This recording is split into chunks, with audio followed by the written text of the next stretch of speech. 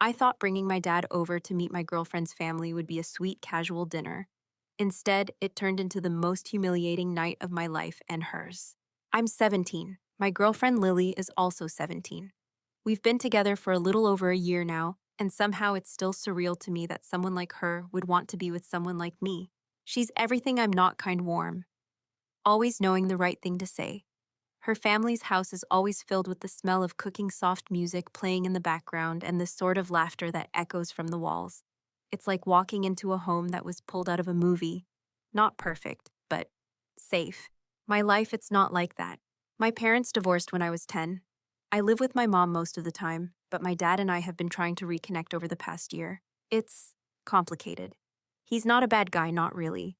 But he's rough around the edges, too loud, too blunt, always pushing boundaries.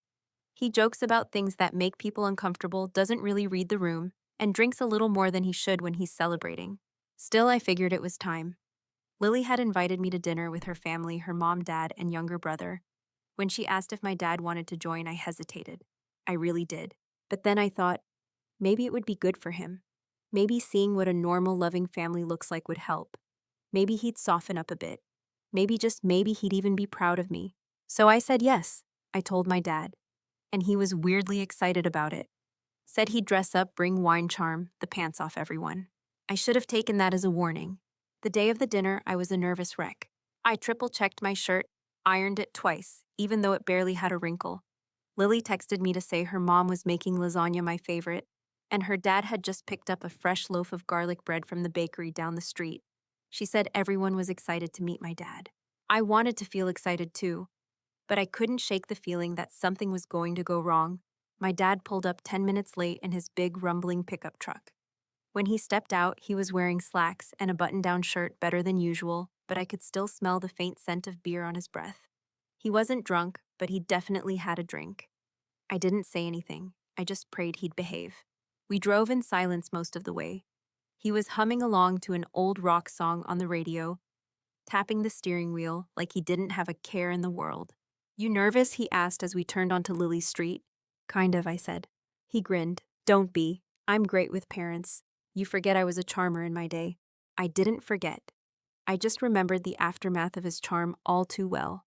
When we arrived, Lily came out to greet us. She looked amazing. Her eyes lit up when she saw me, but then flickered just slightly when she looked at my dad. He walked right up, handed her the bottle of wine like a gift for a hostess, and said, "Now this must be the girl who's got my son all twisted up. Gorgeous, just like he said." It was awkward. Not terrible, just slightly too much. Inside, her family was welcoming, cheerful, and open. Her dad offered my dad a handshake. Her mom complimented my shirt. Her little brother asked if I still remembered how to beat the last level on the video game we'd played together.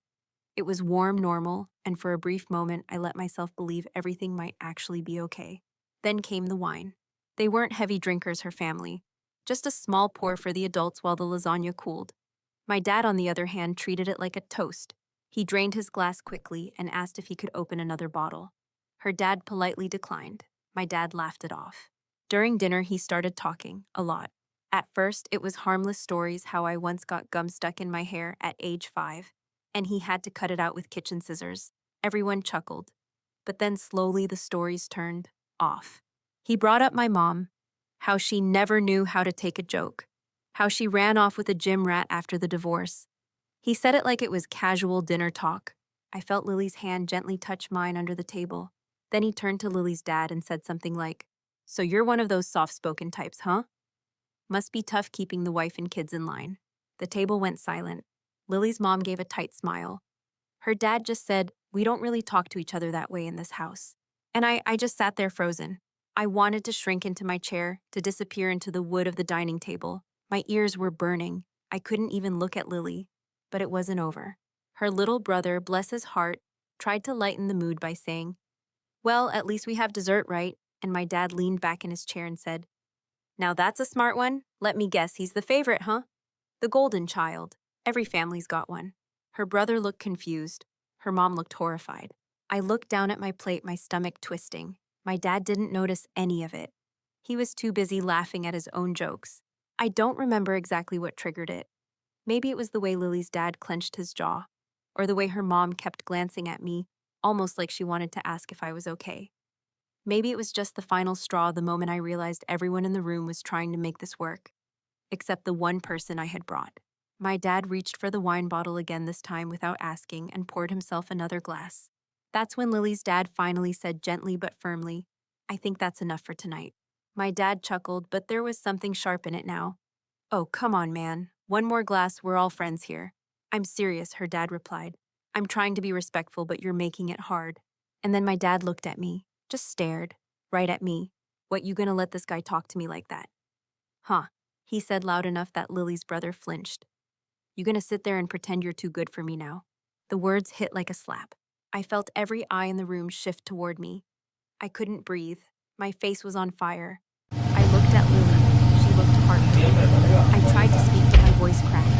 "Dad, please, just stop." He laughed again, bitter, defensive. Of course. Of course you want me to stop. God forbid I embarrass you in front of your little perfect girlfriend and her picture-perfect family." He stood up, wobbling just a little. "You think they really like you, huh? You think you belong here?" Silence. Lily stood up. She was shaking, but calm. "Mr. Carter, I think it's time for you to go." My dad stared at her, then looked at me again. "Unbelievable," he muttered, grabbing his jacket. "You're just like your mother, always ashamed of me." I didn't say anything. I couldn't. He walked out, slammed the door hard enough to make the plates on the table rattle. And then there was nothing, just the soft hum of the kitchen light and the quiet clink of Lily's brother pushing his plate away. No one said a word for what felt like minutes. Eventually, Lily's mom offered to pack up dessert for me to take home. Her dad helped gather the dishes. Her brother asked if I was okay. But all I could do was sit there staring at the empty chair my father had left behind. I had wanted so badly for him to be someone he wasn't. Worse, I had hoped he would be different just this once. That maybe being around a family like Lily's would show him a better way to be. That maybe he'd see what I saw in them and something inside him would shift. But the truth is, some people don't change just because you want them to. And maybe, just maybe, the most painful part of growing up is realizing that. Lily walked me out to the porch that night. The air was cool, but I felt like I was burning from the inside out.